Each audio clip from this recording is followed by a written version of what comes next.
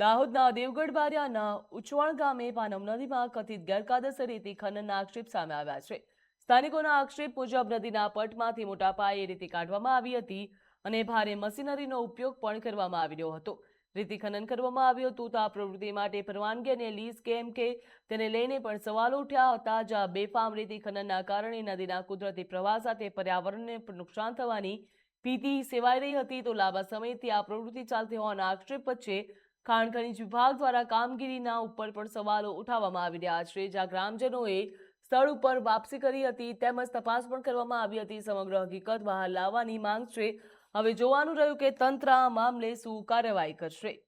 તો દાહોદ ખાતે પણ રેતી ખનનના બનાવ સામે આવ્યો તો ગ્રામજનોમાં ભારે રોષ જોવા મળી રહ્યો છે। તેમજ ખરેખર ગેરકાયદેસર ખનન થતું હોય તો જવાબદાર સામે કડક કાર્યવાહી કરવાની માંગ કરવામાં આવી છે। ગ્રામજનોએ સ્થળ ઉપર તપાસ કરી સમગ્ર હકીકત બહાર લાવવાની ગ્રામજનો દ્વારા માંગ કરવામાં આવી છે।